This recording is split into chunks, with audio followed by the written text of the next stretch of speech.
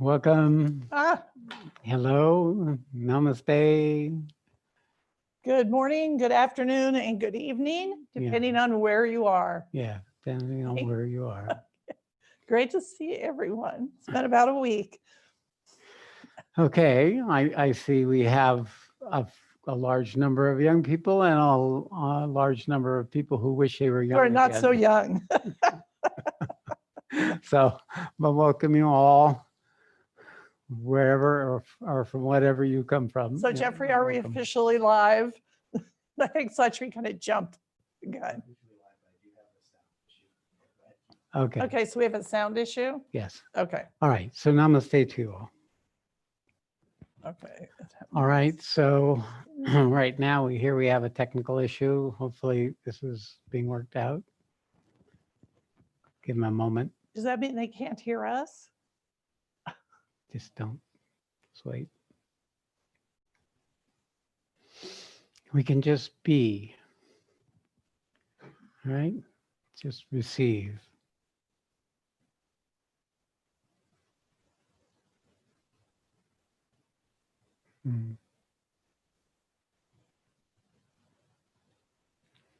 And more people are joining us as we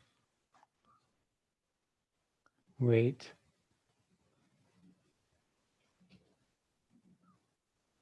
Take a breath. It's okay, Jeffrey. We can start. Wait.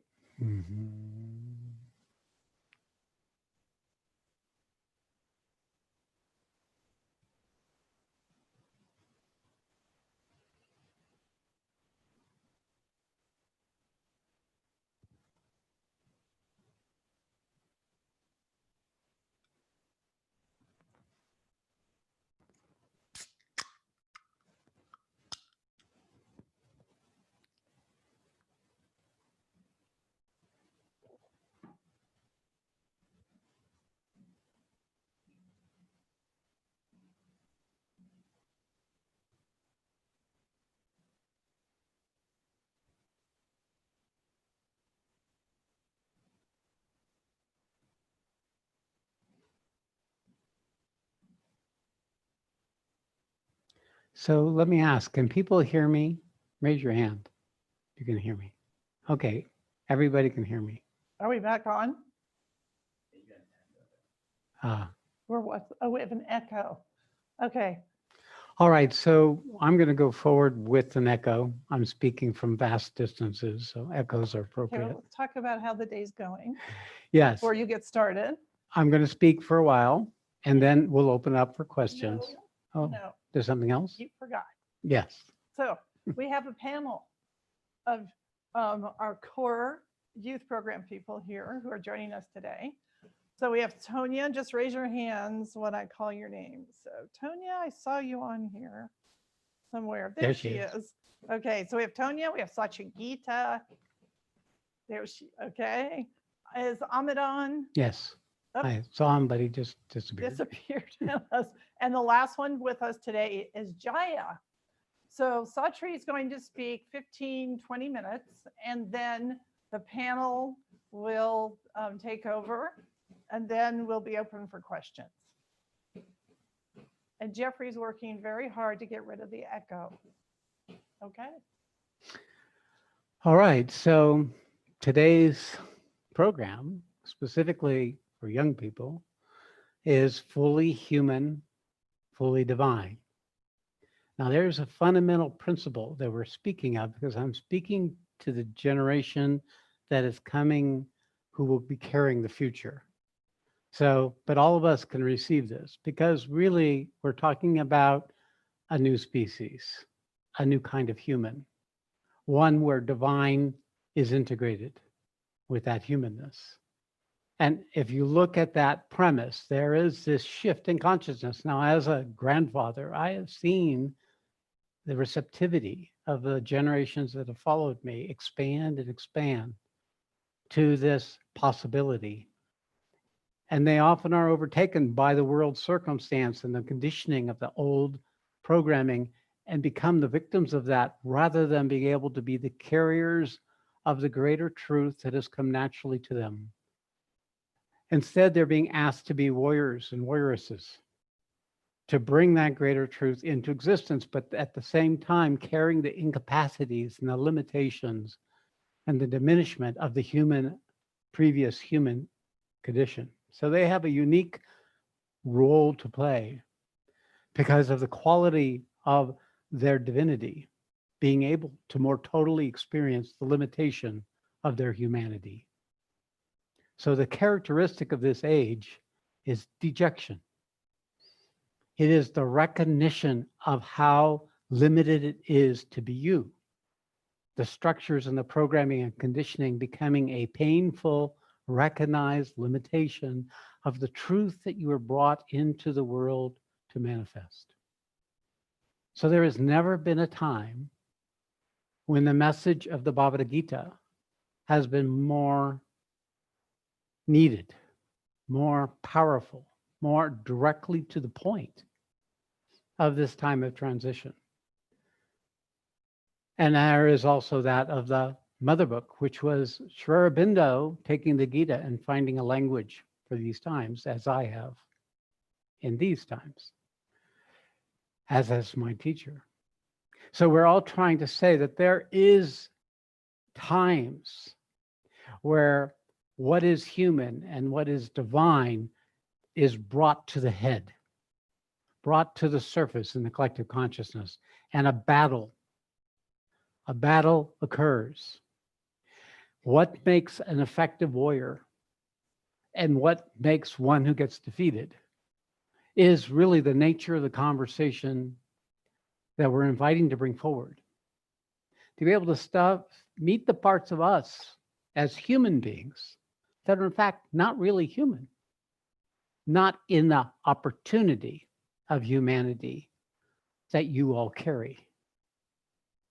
That this fully human is another kind of human, not limited, not defined, not narrow, not constricted, not bound, not so habituated, not as much unwitting instruments and channels of the previous ignorance.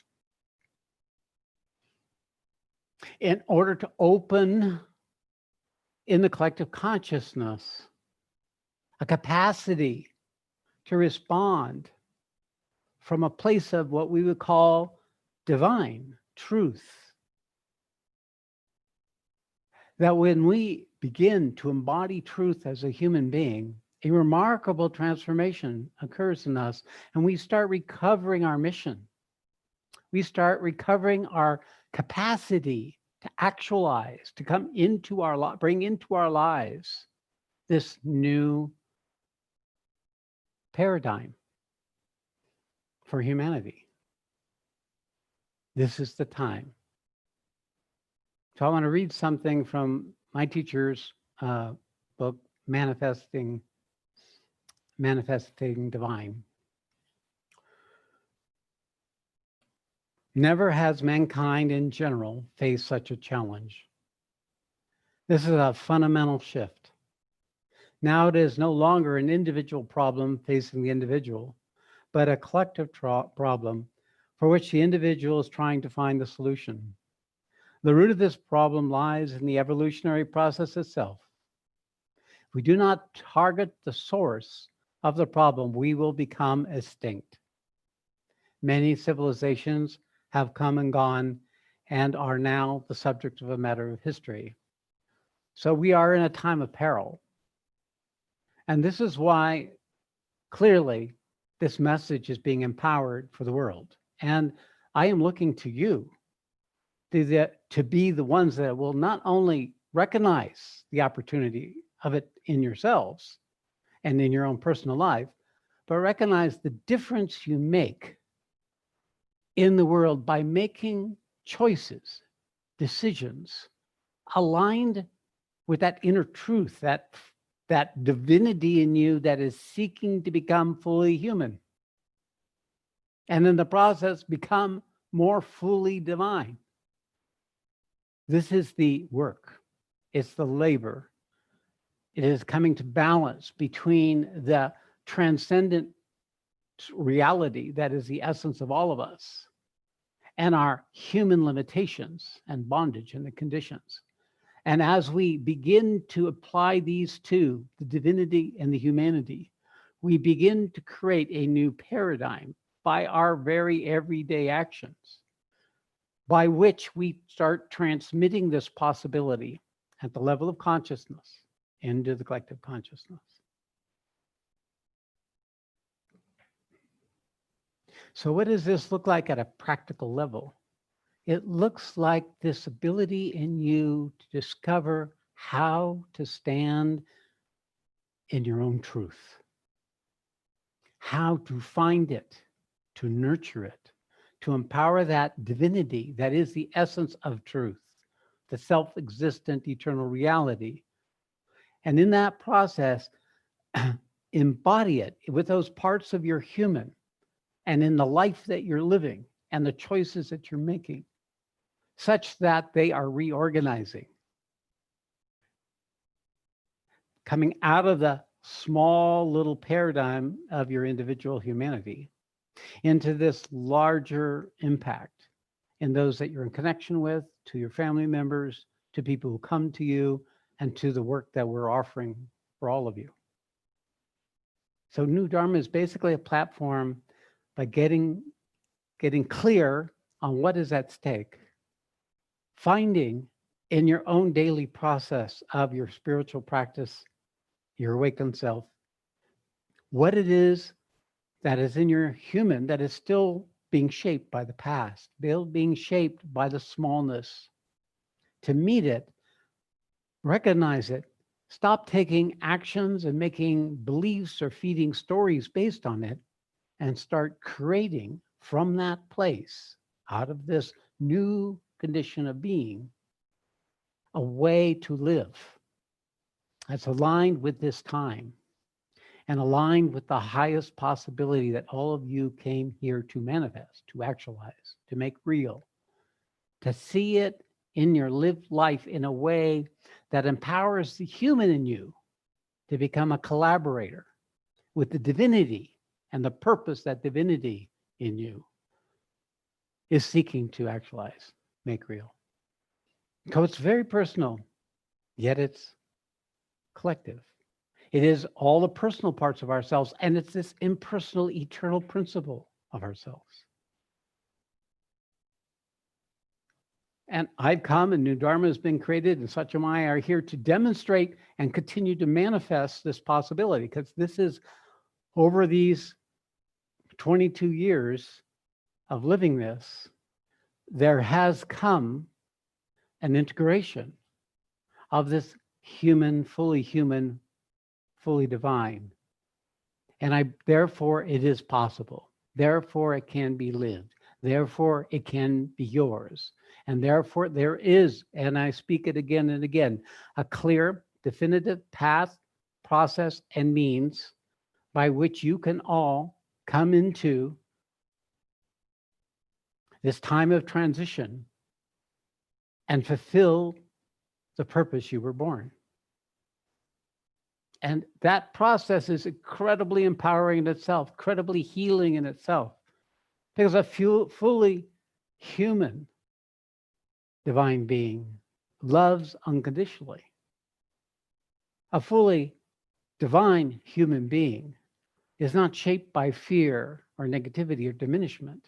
It's shaped by the purpose of its existence. Matter of fact, all of existence, and looks for ways, without us even having to think it, to serve the unfolding of this transition.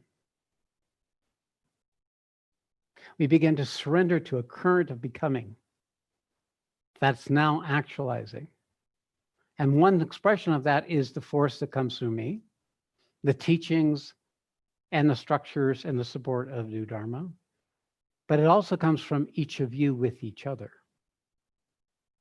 Because this is a languaging and an empowering of you with each other to collaborate and enrichen for yourself that possibility, to make it more real, to make it lived, to make it clearer.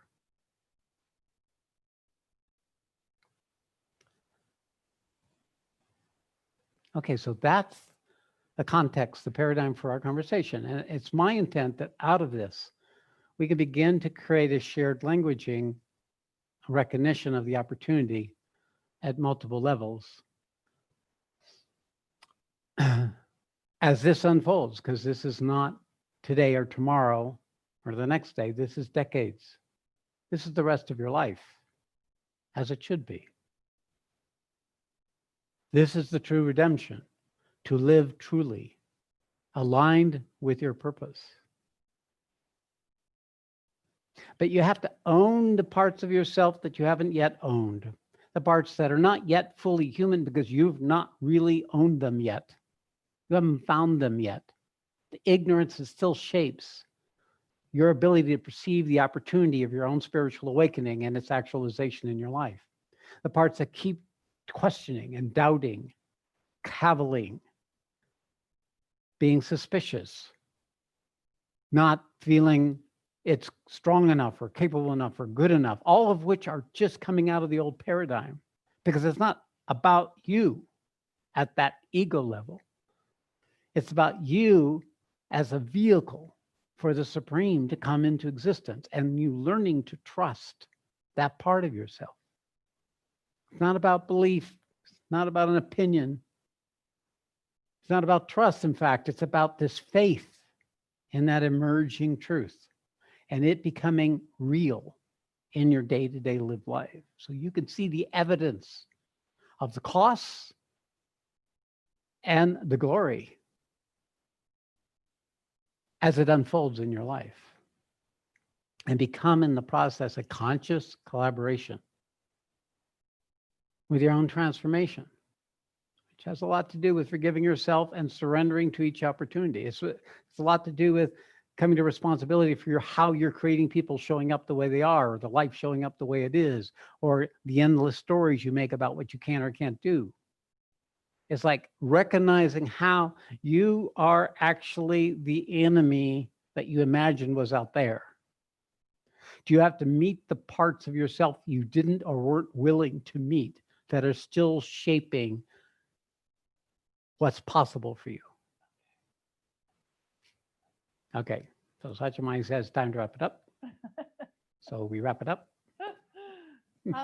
I'd like to turn it over to Tonya first today, because she is the one who came up with this topic. So, and you speak so eloquently, so it's all yours. And you're on mute. Ah, there she is. Okay, well, thank you. That's I very. can't hear you. You can't hear me? Hang on. Mute, unmute. Try now. Go ahead. Say Can you hear me? no. Nothing. It's on our side. It's on our side. Okay. Oh, I heard you. I heard you. Oh, can you hear me? Yes. Yes. Yay. So we just actualized Tonya. Right. Well, thank you, Satchamani. That's very sweet of you. Yeah, I guess this topic is really interesting and dear to me because I've been able to watch this process happening for myself. And it's really interesting to sort of have kind of the huge perspective, like this connection to an elder version of myself that can like feel the process happening, see where it's come from, see where it's going, and sort of like hold this picture. So sometimes that is just a really kind of awe-inspiring thing to tune into and just feel that happening, and just feel kind of the recognition of, holy shit, here I am. Here, I'm the witness of this. I'm the process of this. I'm the beginning and I'm the end. And it's all happening right now. So, yeah, I guess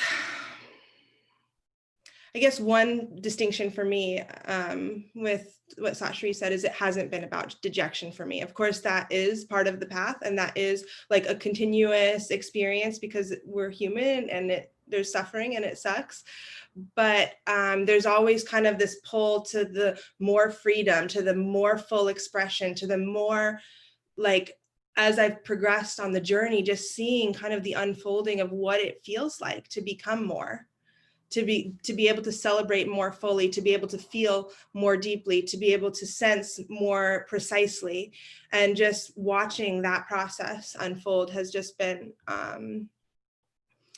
yeah, really amazing to me. And I can just feel kind of the mother force that's coming in right now is sort of calling this up and really putting it on blast in this way where it's like, there's not really much choice, it feels like, anymore for a lot of people. There's a real deep sense of like, we need to fully integrate this, not only into our own bodies, but into the collective, into the world, because that's the only way this transition can take place. And I had this interesting recognition when I was sort of thinking about this topic of seeing that when many years ago in my early 20s, I thought, wow, my heart is not connected to the human experience. My heart is not connected to the suffering because I just haven't experienced that much of it. And so really kind of tried to anchor my heart in what it means to be fully human. And I've just seen that over the last 6 years or 8 years that has just really, really deepened. And I have this like fullness that I can experience now of humanness. And it feels like it can go all the way down to like the base of the spine. And recently I had this recognition that like, okay, the next level is like the body, like really kind of making that the vision and the intuition and the instinct and like the emotional depth of feeling and sort of like empathy and like bring those and like how do we make the transition from knowing and feeling and seeing and residing in to like acting upon and like manifesting and bringing out like through the hands, through the feet into the world. And so that is kind of like I've just noticed how powerful intention can be for like bringing upon these transitions and really like aiding them, and how much I deeply intended to be connected to like the human heart long ago. And like now that's my experience, and just seeing that like this is how it works. Like I'm the creator of this experience that I'm having, and intention and focus really does manifest that. And so just finding now that on a personal level, that intention is really about the body, and it's really about feeling that mother force or whatever that is that just like has, calls the human up, calls the woman up to just sort of serve that purpose in the world. So Perfect. yeah. Thank you. Perfect demonstration of what we're speaking of. This is the freedom, the aliveness, the recognition of the limitation, and the possibility of actualizing it in life. Tonya has just perfectly wonderfully demonstrated. So thank you. Thank you, my dear. I'm so happy. All right, I'm going to call on Amit next.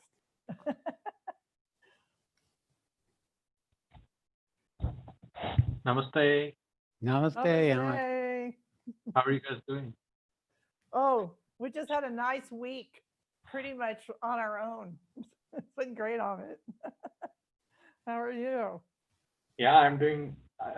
Today and yesterday have been like really, really nice. Beautiful. Okay.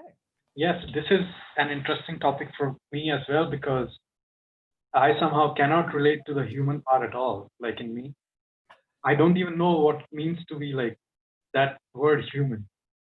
Maybe because I have an idea of what a human life is, what I see around me, my parents, or when you guys talk about your relationship.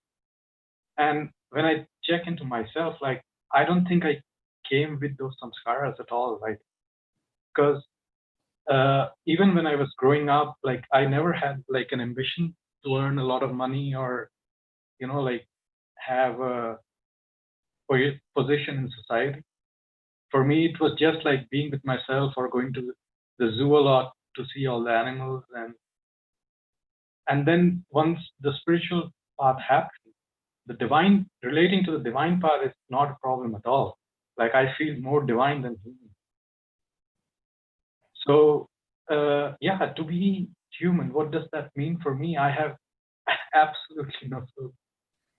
Because even now, like with all the freedom that comes in and I can do more in life and stuff, I don't have a human agenda. Like I want to do something like become a boss, or when I see my friends around, they're busy with their family. Like I don't want a family, like anything. Like, and I have like not lived a human life at all. Like if you see, like as you guys know, So I just want to ask Sat Shree, like for somebody like me, like did I come to the planet only for this? Because I find it really difficult to get my head around the human part of life. Like I don't have anything that other humans do for. So yeah. Okay, well, that's a new. I mean, Amit, this is an interpretation from your ego. You're already fully human. You just have a conversation that's coming from the echo of your awareness that's saying this isn't what human is. You already have the fully open heart. You already are able to feel your body responding to other people, to the energy. Right. It's already there. So how this manifests isn't going to look like the previous versions of humans. Right. Yeah. So what Amit is demonstrating is one possible expression of this new possibility for humanity. If you look at the Gita, what it's all about, taking action without having an expectation or an investment in the outcome. What is that? That's a fully divine being in the world taking action from a complete different place than other humans, free. And what will automatically come through someone like that is the purpose to manifest itself. In fact, if he didn't have this questioning mental structure, he would see the delight and the joy that's going on with him most of the time. He's not going to sound like the feminine version. He's going to sound like the masculine version of when human and divine come together, and that's perfectly appropriate. Each are valid in our unique expressions in the world. And ultimately, for us individually, we seek to balance those two principles within ourselves, the heart with the awareness, the human with the divine. That seeking of balance is Amit's opportunity to discover what it means to recognize you're already fully human. That's the problem, you see. You're not fully human because you don't know what you already are. You're not paying attention. You're in the story, or you're in your transcendence. And that is a problem for many of you young people. The transcendence is relatively available. The embodiment is like a story you're practicing. But in fact, you're already embodied. So the principle of recognition is the parts of ourselves that doesn't want to recognize the human. It doesn't want to experience the limitation, doesn't know how to be with that level of obscurity or trauma, which is actually shared by the collective consciousness, which may not be yours at all. You just got a piece of it, your piece of it. And by meeting this, we become more fully the means by which the divine can animate and occupy us. And then the other part of it is, even when that happens, we're usually the last to know. You're in this case, Amit, you have evidence, but you keep discounting it because you don't want to be bound by any expectation or story. So you just lose it. You get it and you lose it. You get it and you lose it, and you're perfectly happy with that. But it is also possibly a bypass for the parts of yourself that is still not fully human. And if you look at your heart. When you speak, not from this place, but from your heart, there's a whole new Amit coming forward. You got two different frequencies, right? Every part of you has a different frequency. You come from the gut, you come from your power, you come from what needs to be said, you come from your heart, the affinity, the connection, the expansiveness, the current of the purpose. And you come from the awareness. It's this knowing everything that's happening and why it's happening and what are the forces at work. Those are our channels. We're instruments. We're a flute with 5 holes that can play different notes. And we need every one of those notes clear and open for us to play our song, our particular expression of the one song. Okay, there you go. Thank you for bringing that forward. That needed to be clarified. Do you have anything else you want to add to that?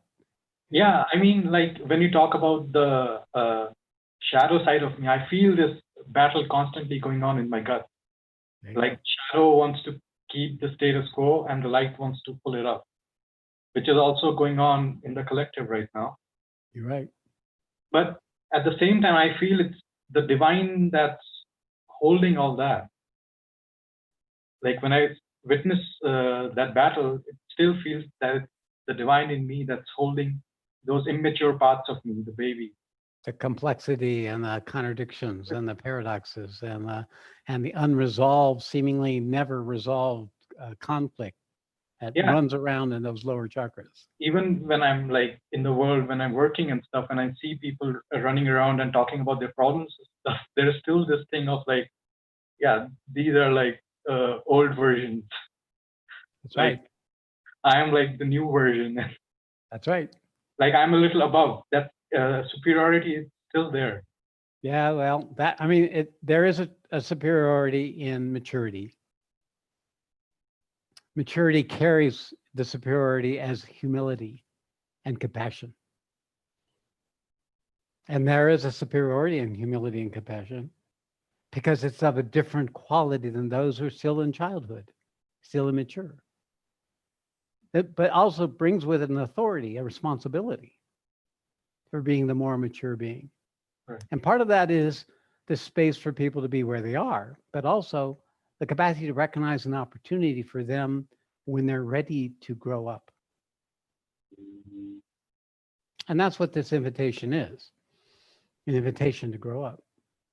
Discover through your lived life the maturity that is actually the full expression of fully human, fully divine. All right, there you go. Thank you. Thank you. Okay, Satyagita. Namaste. Hello, everyone. Thank you. Oh, Yeah, what to add? This is such a huge topic. So I was sitting with it before and I didn't even know where to begin. But for me, I've never been able to separate really the human and the divine, and rather use this individual, like learning how it functions, learning what it needs to function well, and use it as an instrument for what I want to create into the world. Like that's been very natural. And at the same time, I've experienced both the awe of this life and deep dejection. Like I can totally understand how you describe this generation as the Dejection Generation, and learning how to allow that and feel that, like feel the grief of the world, like all those parts, and still go on. And still, even though I know the like temporary, what would be the word? Like even though I can feel that complete meaninglessness, to still bring what I can to this world. And that's something that I see in many others in this generation also. And the hopelessness. Yeah, exactly. And not just kind of not give in to that and not get up from bed, rather like find a way to move through it. And I want to just make a point on that. That's creating out of nothing. Yeah. When you take the correct action, even though you're dejected, or even though you're overwhelmed by it, or even though you're in the pattern of meaninglessness and hopelessness, that's taking the right action out of that. That's required, whatever it is that's arising.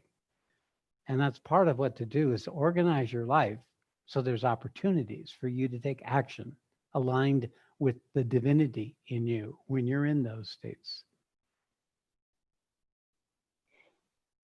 Yes, and another part of it is like always having wondered why I'm here in the world. And now when the world, like what's happening in the world now, it's like I'm finally feeling that like this is the time I came for.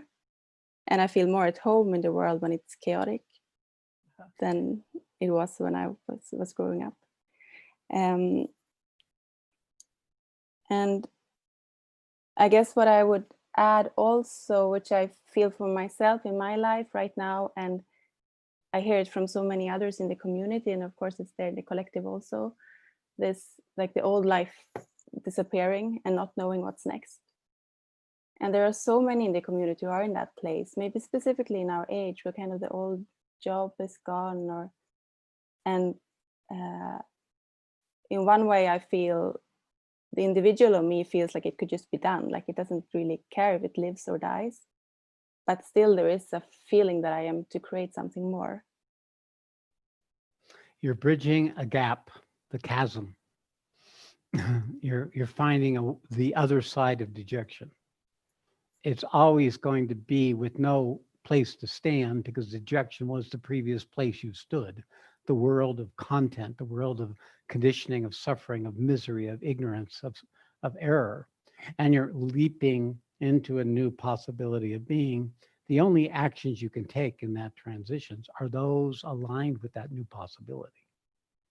And you're creating those actions day by day, moment by moment, by not letting the dejection remain the basis of your choices, of what you make important, of what the voice you listen to or not. Yeah. That's what it feels like. But the only difference you can say is, I'm here. I've come to support you in the midst of your leap. And that's one thing you can say, and that many of you are going to learn to empower, carry others in the same way I carry you. That's my work. So it's perfect. What you say is totally a reflection of the truth of the work you've taken on, as well as Tonya and Amit, in assisting young people in recognizing that this meaninglessness and this hopelessness is simply part of the transitional process, which in itself, coming to the right relationship with those things, is what creates the bridge between what was before and what is now, what is coming. The whole world is in this point. There's a lot of denial. There's a lot of momentum of the past creating conversations in the media, but the old is already broken. There's nothing else but the other side.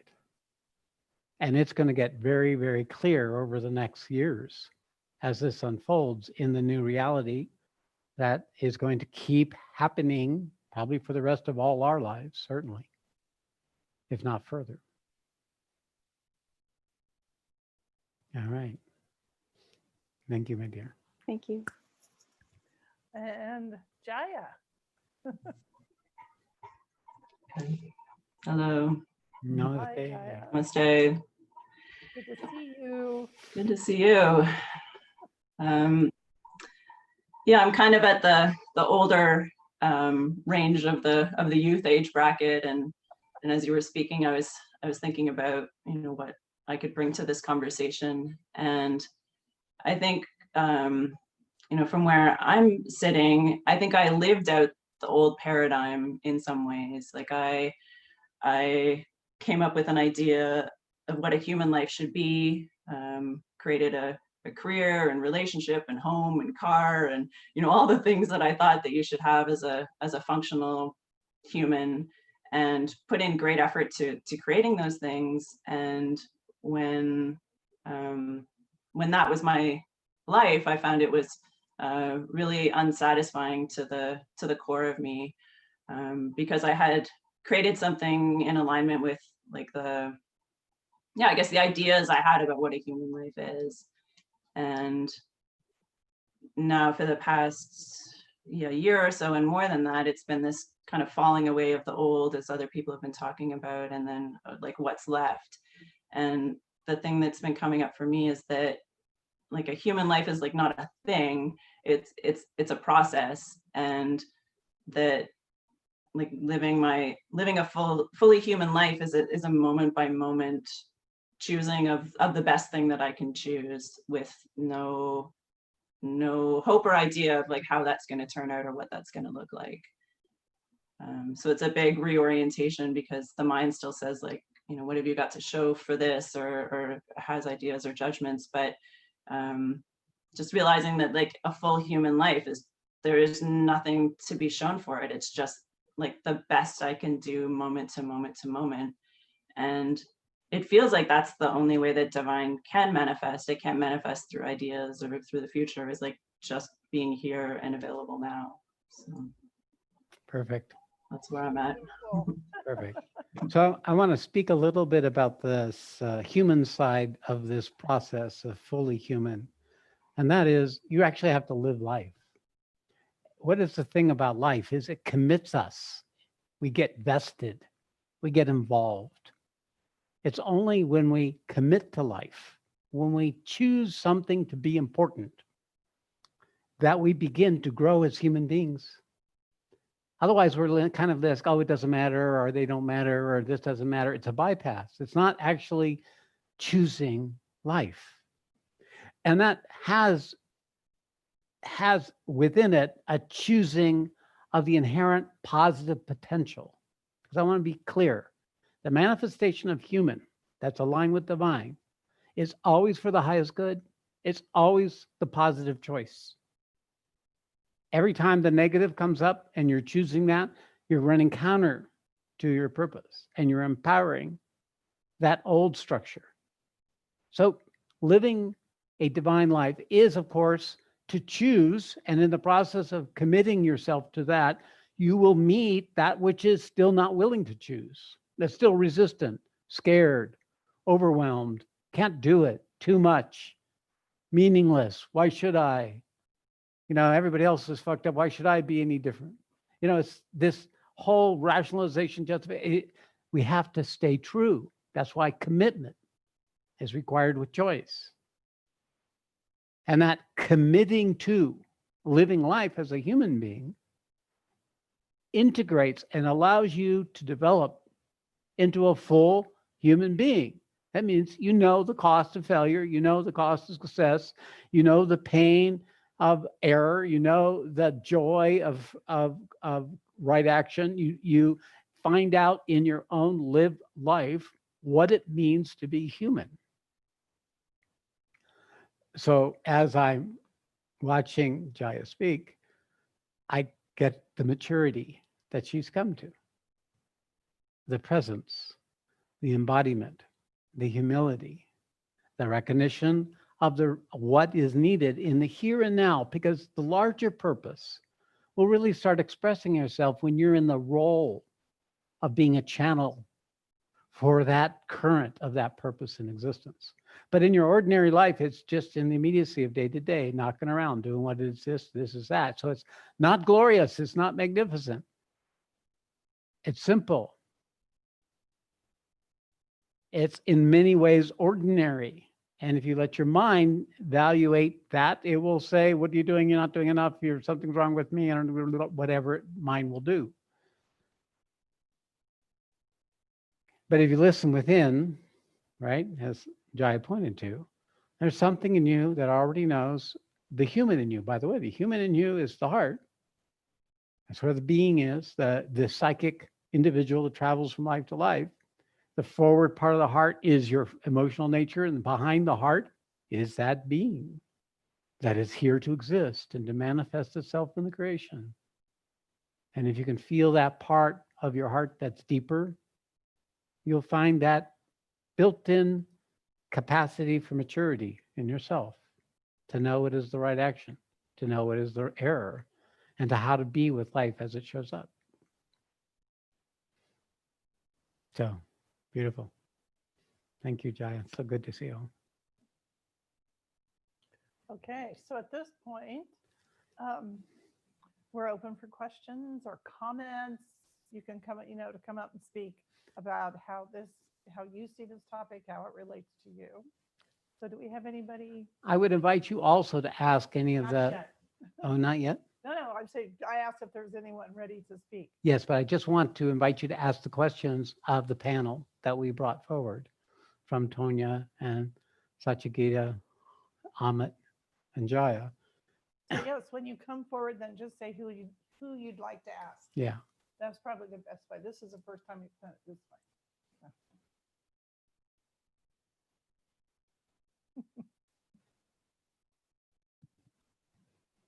Up first is Michelle.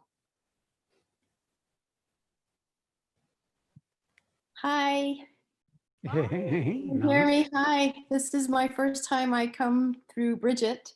Yes. All right. Yeah. Bridget. As an older person with a very youthful heart who has been going through this process that you are speaking about, I would like to ask anyone who wants to answer, how can I best serve in this? This is especially for young people. So I'm going to let the panel answer. So somebody just speak up. Who would like to answer her question? They have to unmute them. Yeah, unmute the panel. Yeah, raise your hand, those on the panel, if you, okay, Jaya. Jaya.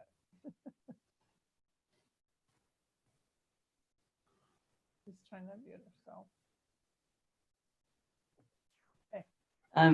I'll just say one thing related to what I was speaking about and what Sat Shree just said is that, you know, I used to have this idea of service as some, you can hear me? We can Okay. hear you. Yeah, as some, you know, some kind of grand thing I would do or create or, and what I'm realizing more is that like the best way to serve is just like the next most obvious thing in front of me. And like I feel in this time, I feel so many of us feel it's like this imperative to do something, like the world needs so much from us right now. And I feel like the way I calm that down in myself is just like, what's the next most obvious thing that I can help with? So I don't know if that's helpful at all, but that was just another thing that came to me when Sat Shree was talking. Someone else, another panel, would like to respond? Do you want to respond? I'll wait. I could just say one thing that as like a younger person in the community, like it's always been super valuable and super something I have held very dear to my heart is like having older people around who I can, you know, like talk to, ask about things that, you know, just like the experience of just having lived more lives is like is very serviceful to those of us who are younger and can really learn from that and learn from other people's mistakes or learn from other people's successes.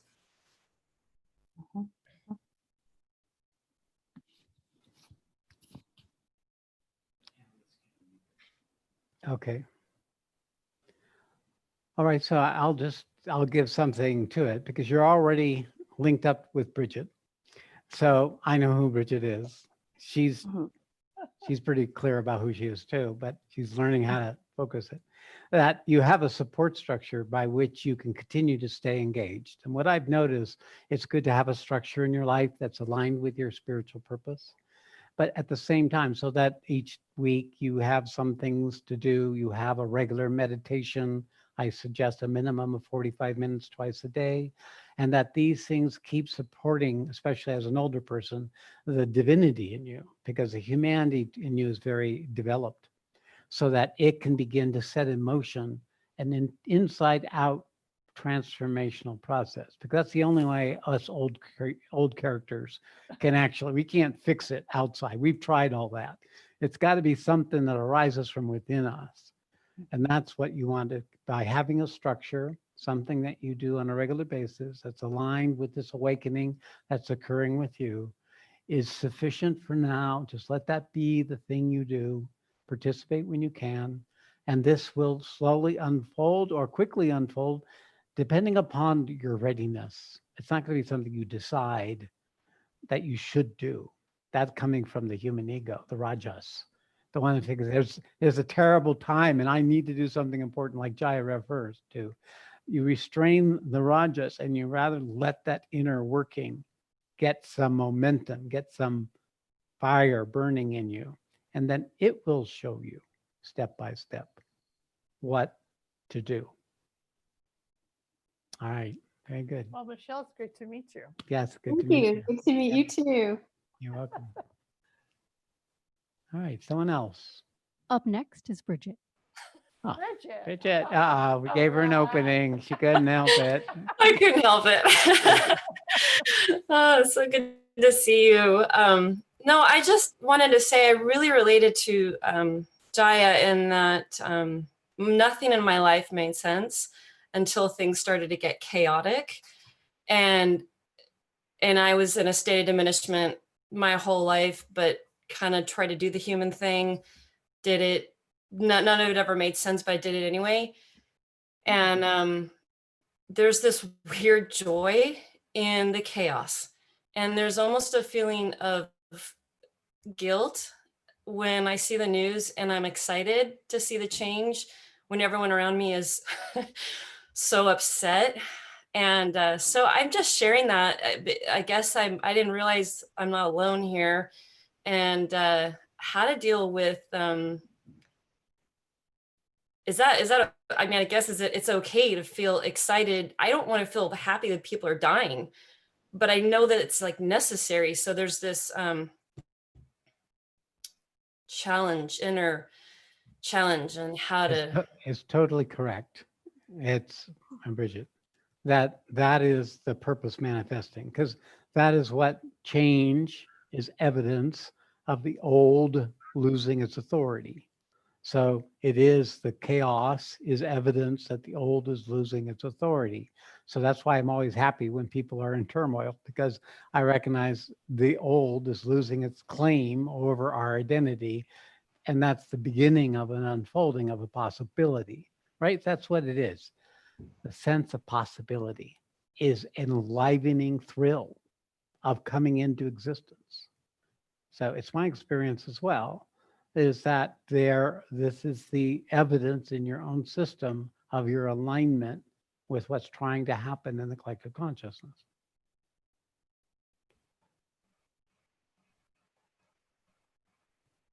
And it is a sign of a capable system. I can hold what other human beings can't hold, and not just hold it like poison, but hold it like the thrill of possibility. When you meet the darkness, when you meet the chaos, when you experience what others can't be in relationship with, it brings with it this freedom, paradoxical freedom to be. And it is really from there, it's our greatest wish for mankind, to come out of the bondage and come out of the error, to recover its capacity, to actualize its humanity in a way that serves the divinity.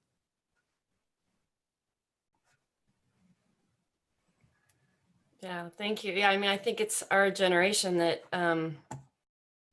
or younger, is really feeling that. The older generation is just like, oh my gosh, how do I hang on to what I have? And I know that this is going to affect me. It has to, and I don't care. It's like, I have this like, bring it on finally, and almost to a sense of it's not going fast enough. And that's maniacal glee. You're going to have to restrain that maniacal glee. Yeah, it's that's really the collie in you. Okay. But you have each other. See, this is the real thing, that this whole thing is building a network of fellowship of people where you can share your experience, and other people can say, hey, yeah, you just named what I've been experiencing, but I didn't know it was there or what it was. So this fellowship is the means, certainly in the youth group, although all our programs are about it, but in the youth group, I think there's a certain greater focus on the immediacy of the peril and your purpose than it is in the rest of us who are still trying to build the base to kind of put in the correction in the overall consciousness from our own generational embodiment. Embodiment is a better word. Like they're going to pour concrete pretty soon, and that will embed the building. It's so we've got a different kind of work. It is on this basis that you can leap into what is needed for what's next. Okay, so hold the Kali. Yeah. Thank you. Give her some reins, I'll try not to feel too much guilt, Yeah. Thank you. Up next is Maggie. All right. Maggie. Maggie, are you asking the question to Sat Shree or to the panel? I don't really have a particular question. Mostly I just wanted to thank you both and Thank you. everyone for just bringing this conversation to its own maturity and the precision and the refinement, because I mean, I don't know that I would have survived this process if it hadn't been a conversation to have and be had. And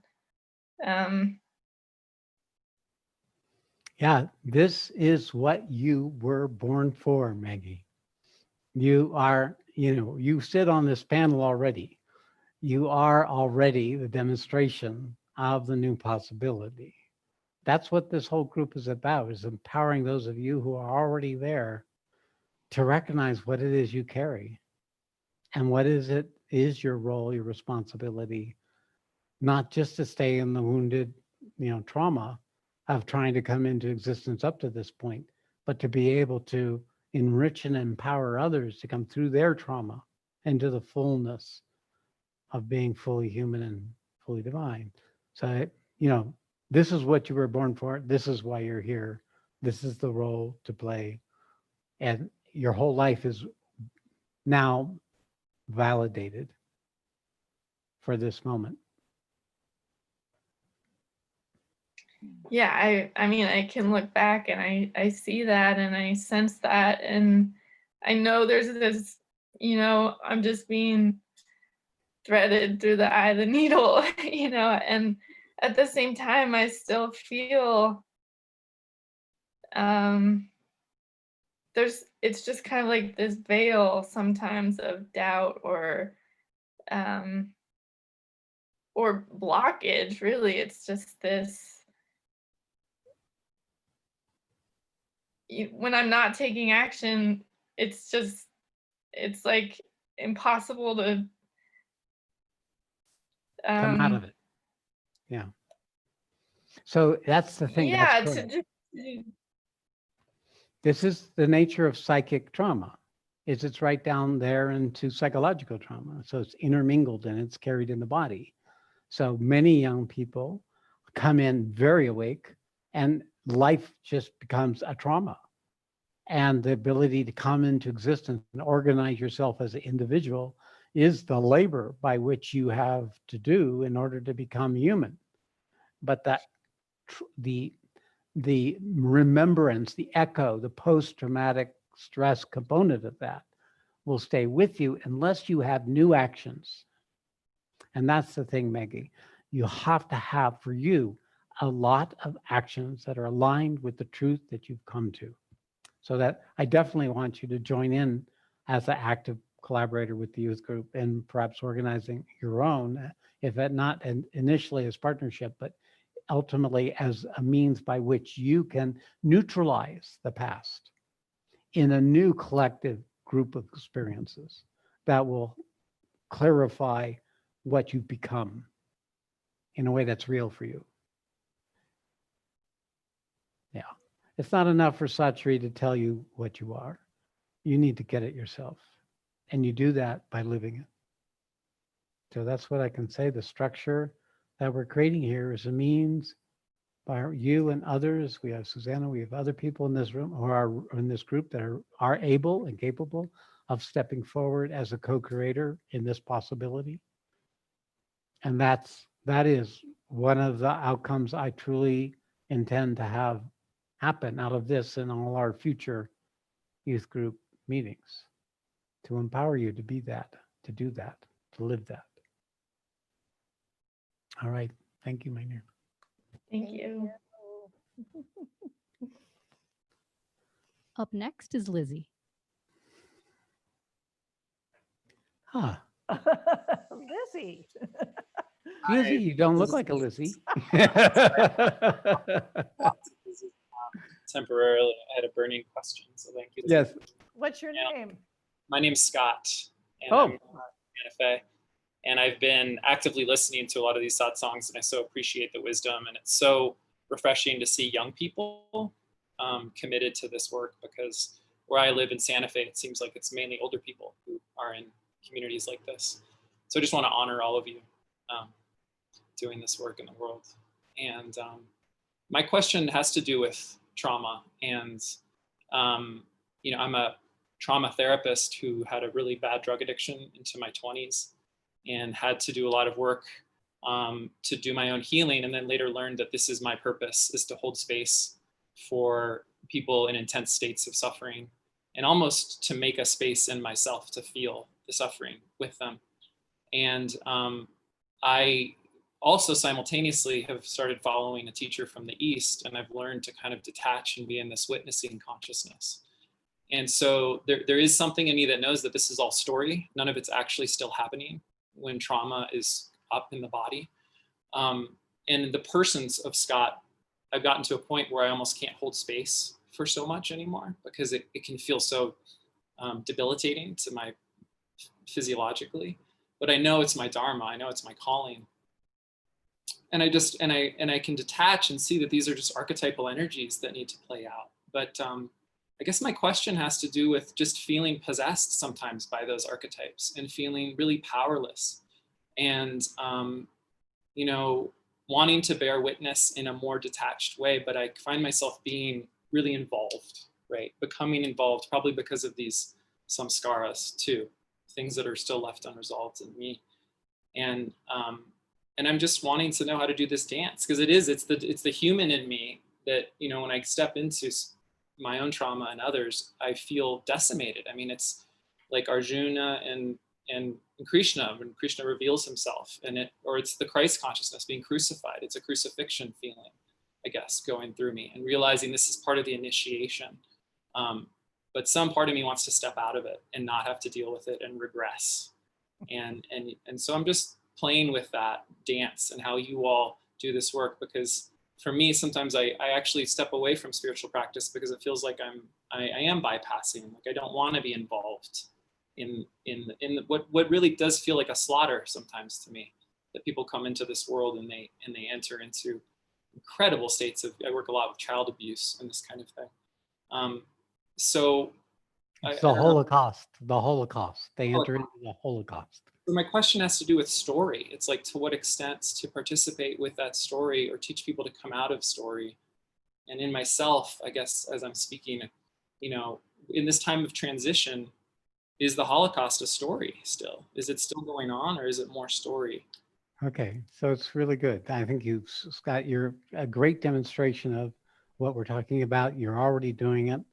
So I'd like to ask the panel, if any of you on the panel would like to come forward and speak to Scott's question. The specific question is how to be with it, not in a story.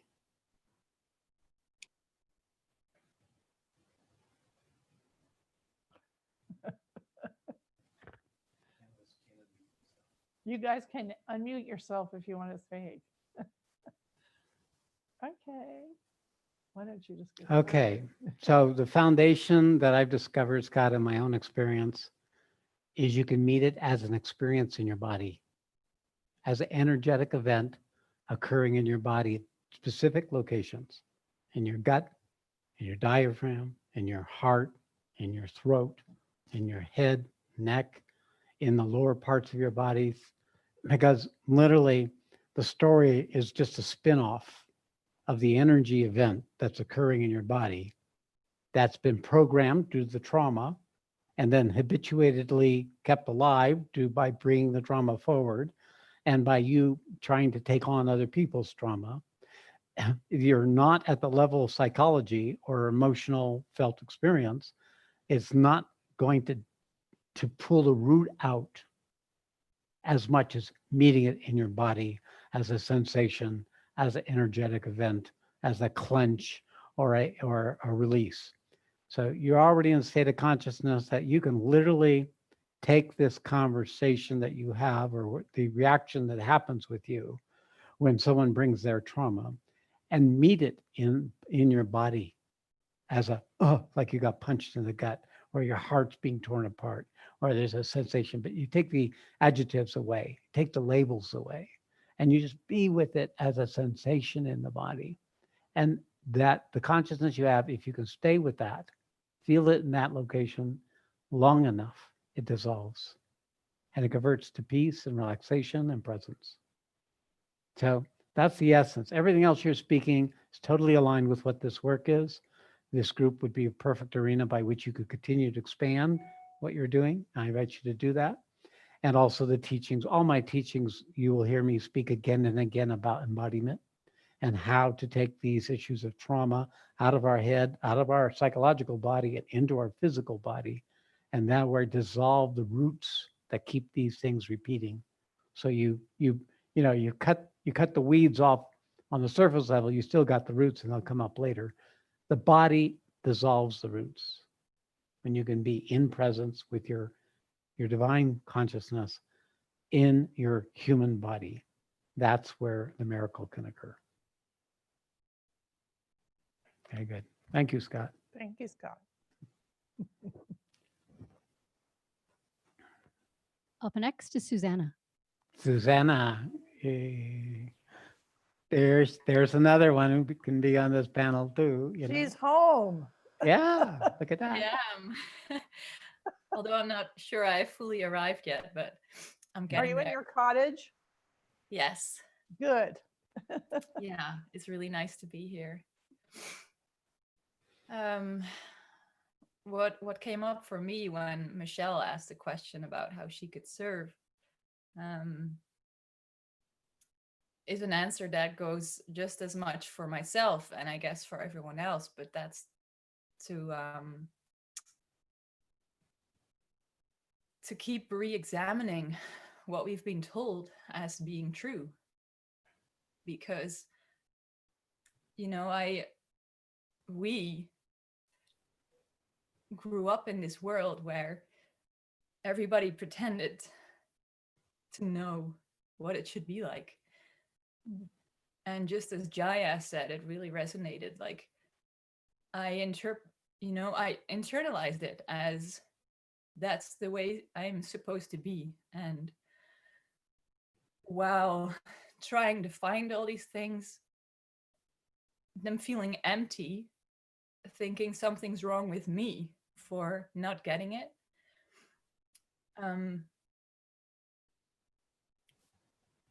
And that has created a lot of pain. So yeah, to just, for myself, keep getting off what I think I know. And Yeah, the habit of the story and the repetition of similar negative experiences, emotions. This yeah. is a habit and accumulates, like trains the biochemistry, it trains the cells of the body to do what they're used to doing. You know, when the traumas were first occurring, the body was fully open and capable. But as this trauma comes in, it starts embedding itself, and the whole body's the physical musculature, the sinews, the bioelectrical, biochemical gets habituated to that sensation. And therefore, even after you recognize the error of that adaptation, there's this residue, feeling, emotion, body experience that needs to be exhausted. It just needs to come up, Susanna, and recognize for what it is and not believe it, not feed it, not take actions based on it. You withdraw your consent to have that trauma repeated in this moment. Yeah. And oh, sorry. No, that's it. I mean, that's pretty much the key of it. Yeah, and I was wondering, because when you spoke of the generation of dejection, I feel really as if you're talking to me. So that's why I was wondering if Tonya had something to share about how she sees that, for example, in me or others, and in what way she thinks why her experience has been different. Because she so clearly said that, yeah, you so clearly said that's not your experience. Yeah, I think that it hadn't been my experience, like growing up, like childhood and like young adulthood hadn't brought a lot of those challenges. And I think I entered into a lot of those challenges at a later time. So maybe like in my 20s is when things really started to churn and things like that. And I think having like an established connection to my own being and like my own like deep connection to my own truth, that I think might be part of the reason what helped me because I didn't get confused in the way that you're talking about. You know, like I didn't, like, because of the way that I was raised, I feel that that just kind of coded some things for me that actually set my life up in a more true way, because it was based on like yogic principles, and there was this kind of this foundation that maybe, you know, just that, and maybe just a natural orientation towards like positivity and towards joy and towards love. Maybe that has also kind of moved that, where it's not a desire to get away from pain, but rather a desire to move towards freedom. That I can just say that is what my experience has been. I don't know how that relates to what you're discussing. Like, I guess I just didn't have as much confusion. I guess meeting Sat Shree at a young age too, just like there was more clarity for me throughout my life as far as like why I'm here and what I'm doing. And I think maybe purpose I remember, you know, being 18 and recognizing that my purpose on this planet was to be the change. That, like, you know, that career, whether you're an artist, whether you're an athlete, whether you're beautiful, whether you're tall, you know, all those things. Like, I had kind of an existential crisis when I was 18. And I was just like, none of those things are me. So I don't know what is me, but like, I just know that I want to be a demonstration. And so maybe like having understanding of purpose and like a deep connection to that can help weather some of those dejective states, because when they come, even so, then like throughout my 20s, I had some really hard things happen, but there was this capacity to hold the perspective, to hold the context, to hold the experience in like where it's going, what's happening, and it's part of this bigger picture. So there's not as much maybe identification with, you know, the trauma that I did experience then going forth. I don't know. Good. Thank you. We're all unique. We each carry a certain piece of the collective pain, the collective error. It's unique. When we chose this birth to take on these things, and then no matter what it is, we can't compare to another. We have our own unique journey, but everything Tonya said was also true. Because even though you may be carrying more of the density of the trauma than Tonya has, you are still in the same purposeful unfolding. And that by bringing it out of the trauma, it can reach more deeply into more people who are less able to come out of their trauma. So you become the demonstration of one who's redeemed herself, who has become fully divine, fully human. And it's a process. It is something we do each day. So, all right, Yeah. very good. Thank you, Thank Susanna. you. And I just want to mention the last thing I'll mention is how much New Dharma and you and the community have helped me in that, have supported me in that. So You're welcome. Thank you. Our delight. We know who you are. Up next, Amit. Amit. Yeah, Amit, he's back. So I have this, I want to share this with you, and I want to hear what you have to say about it. So right now I am right here, right? And I can feel the magnificence and the glory and the, you know, the unspeakable, being unbound. I'm experiencing myself when I'm here, I experience myself as just awareness or consciousness in this human body. But in the last 2 weeks, when I am embodied and the heart becomes more personal and I feel all my contractions and stuff, I was going to work and I suddenly stopped and I checked in and it was like, wow, I feel like God. So Not bad. I want to ask you, like, is that what being human feels when you bring that unbounded, unmanifest into this human body and you experience yourself as God? What do you think I would say to you? Yes.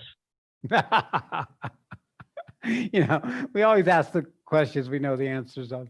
So the principle is fine. It's fine that you answer them, but obviously a fully human is also fully divine, as is fully divine, fully human.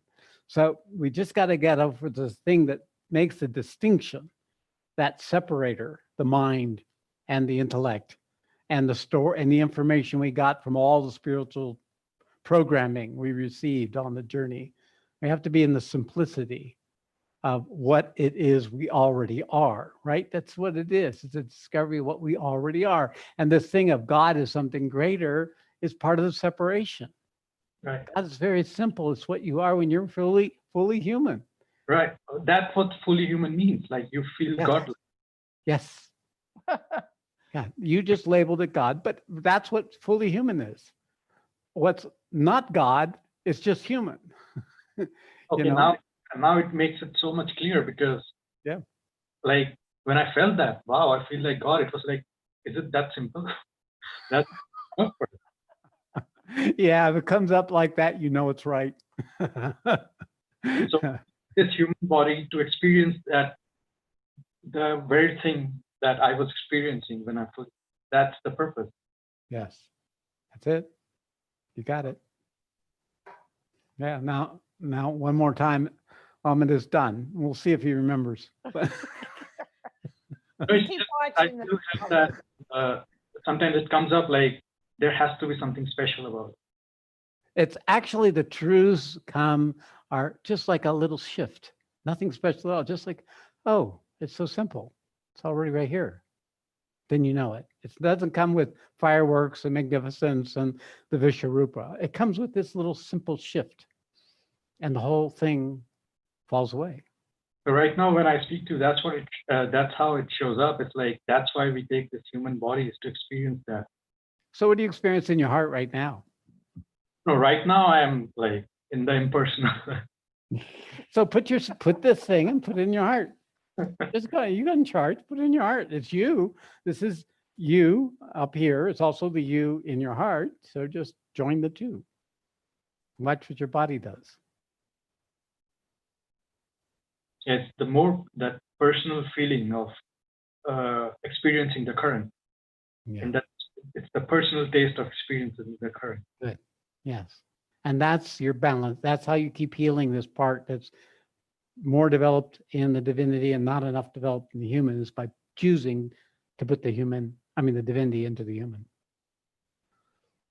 Okay, there you go. Thank you. Someone else? Who else we have? We're all done. Well, then it's perfect. I want to ask if anybody on the panel just has something they would like to bring forward and share. Something for the group. Yes, Jaya.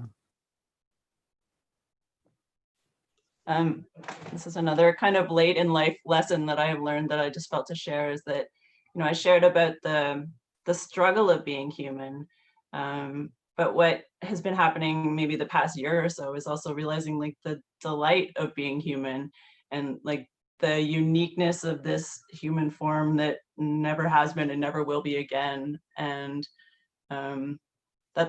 is what feels like my divinity, is that this thing I get to be. So yeah, I can be kind of negative about like how do you be a human, but it's also amazing and delightful and wondrous. And yeah, I just felt to share that too. There's the paradox. There's no contradiction. It's just simultaneous occurring events that we can attend to one or the other at any one moment. Yeah, perfect. Thank you, Jaya. That's beautiful. Someone else on the panel.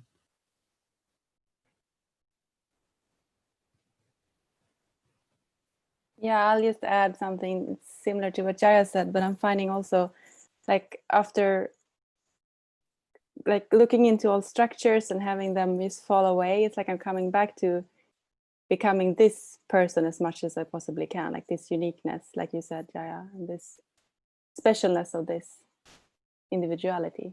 Like that's the joy then. Beautiful. Perfect. So I would invite those of you who are in the youth group to keep suggesting topics you would like to hear more about. and also to explore what it is that you see as the possibility or the problem, the opportunity, and that which opposes the opportunity for yourself.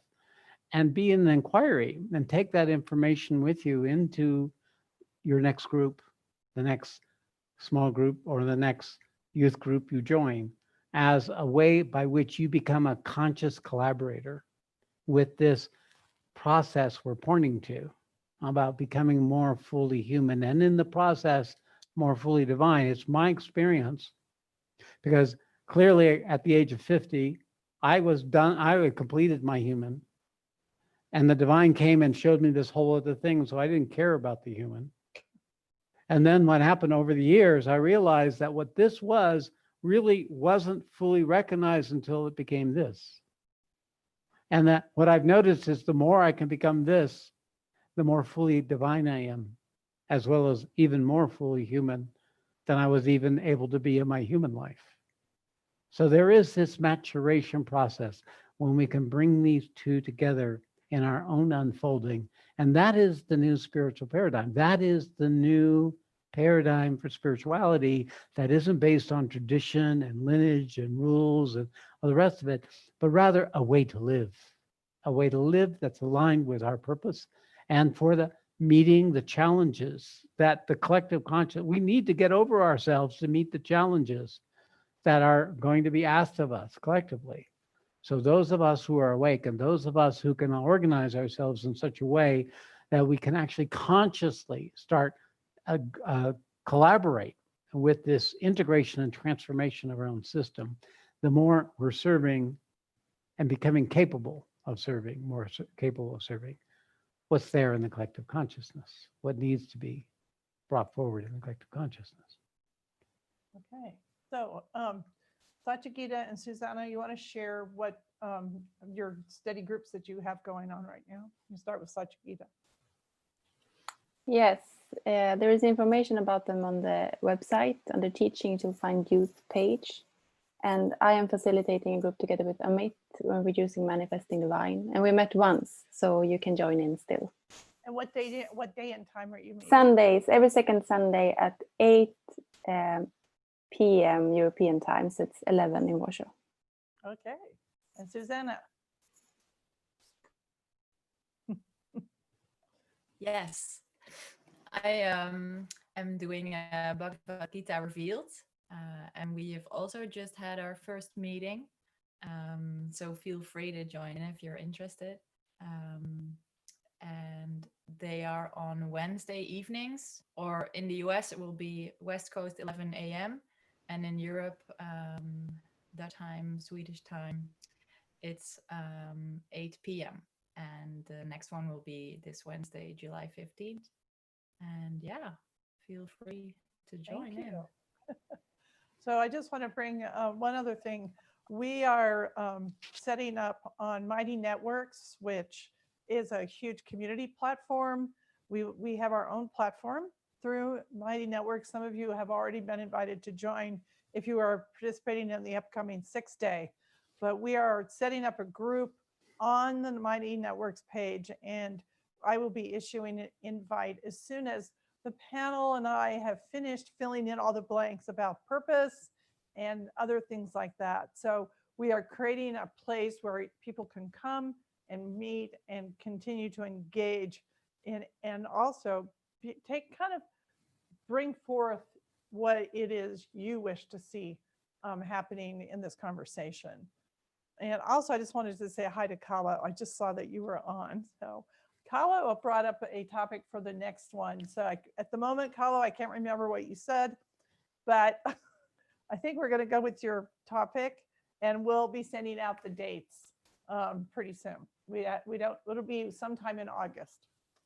All right.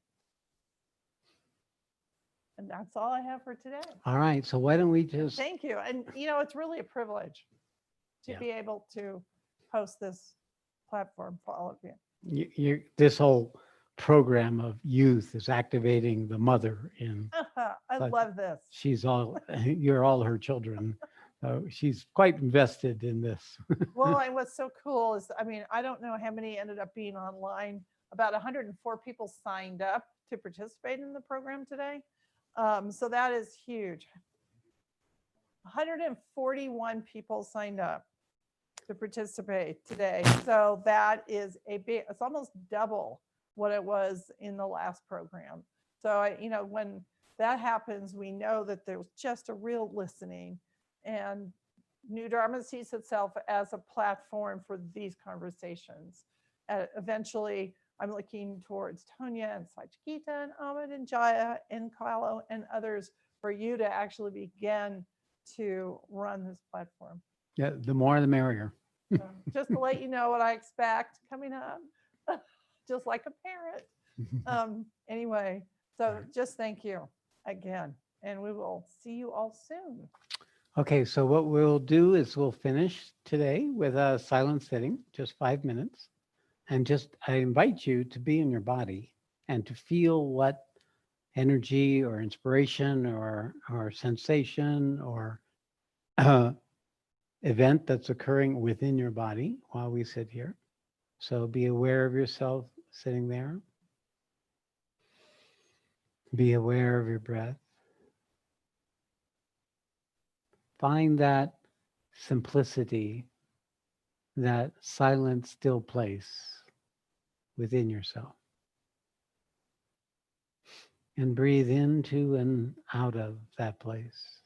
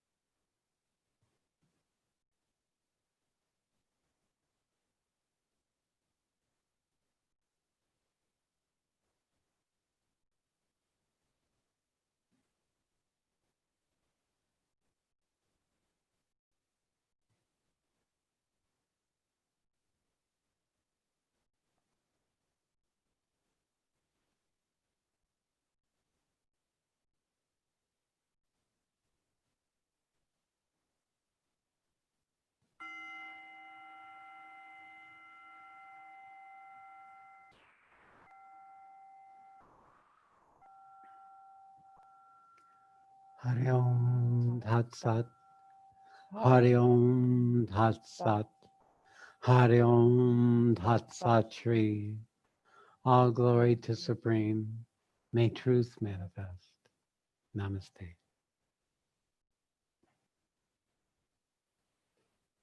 And thank you all for joining us.